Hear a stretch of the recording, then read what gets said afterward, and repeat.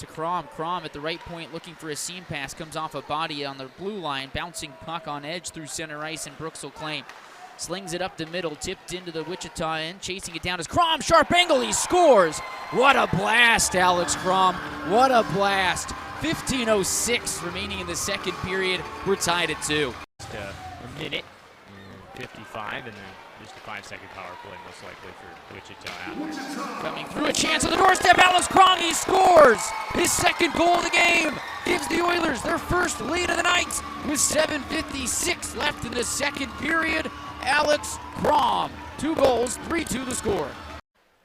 Down the left wing, Ryan White centers things up. It's a foot race. Chasing it down is Kromm. He has it on the forehand, pulls up, looks for the empty net. He scores. Alex Kromm with the hat trick.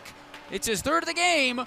5-2 the score with 1:21 remaining here in the period. He now has 7 goals on the season. Oilers fans, it's Zach. I'm here with your 2020-2021 Vic Poole Award winner. The award named after Vic Poole, different than all the other awards. It's named after somebody. Yeah, he battled ALS, also known as Lou Gehrig's disease, and fought to cling to the joy of life for a long time. And obviously that made an impact on the team then. And with that, we named an award after him. And it's an award, it's essentially work ethic, somebody that works hard day in, day out. We've talked to Murr a bunch on the pregame interviews this year and on the coach's show just about you as a player. And, he said a couple of times, if I could take 10 Alex Kromms, I would. And, what is it that you think, is the part of your game that shines through with that dedication?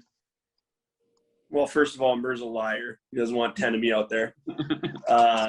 But definitely my work ethic is something that I take pride in. I'm definitely not as gifted a player as a lot of the guys on the team, so I got to make up for it somehow. I think work ethic is one of the things that kind of sets me apart, and kind of one of the reasons that I've been able to stick around in this league for so long. So. And you say you're not too talented, but when we saw you score a hat trick the other night in Wichita. And, the goal off the right wing, the clapper into the upper 90, just an absolute snipe. But your first career pro hat trick, on the road. But how did it feel? Yeah, it felt really good. I just kind of closed my eyes and shot it as hard as I could. And good things happen sometimes when you put the puck on net.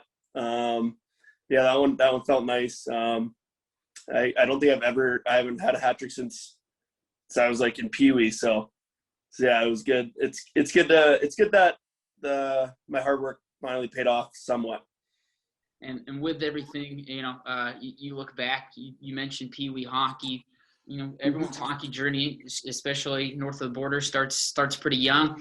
And with you, that's no different. I mean, your family very involved in hockey, from your grandpa, your dad, your sister, your brother. Everybody going on to play at either professional level, coach to professional level, or go play college hockey somewhere. And do you think that kind of helps, just coming from a family that hockey is so prevalent in, with the work ethic and what Murray has said a lot of the time is your attention to detail on the game? Yeah, definitely. We grew up in my family. My dad preached work ethic first, and then everything else will follow. So that's kind of stuck with me my whole life. But yeah, the attention to detail, certainly growing up with my dad playing the NHL, my grandpa coaching, I like to think they know what they're talking about. So they taught me a lot about just the little things in the game, little things in the defensive zone, offensive zone, little habits, stuff that'll help you along the way. So definitely didn't hurt having those guys around when I was growing up. And, this season, a very different season for everybody with the bubble, even on the outside of the world, just very different place than, say, it was, 18 months ago. And, what was life like in the bubble? And, we've had a couple guys talk about how much they kind of realized they appreciate the game when it wasn't there for a while. What is this season kind of taught you, and what have you taken out of it? Yeah, just to be grateful. Coming into the season, nobody knew if there even was going to be a season. And, some of the guys getting up there in age. I know a couple of guys that were forced into retirement out of this whole pandemic thing. So I think just being grateful that we had jobs this year was one of the things that came out of it. And then, Yeah, I mean, it was completely different than any other year. Actually, not so much for us. We did have fans, not as many as that we would have liked, but that's definitely one of the things I know the guys missed, was the fan presence. And then, yeah, just going about your daily routine. It was a lot different this year, just trying to be safe and make sure that you didn't want to be the guy to screw things up, right, for the league.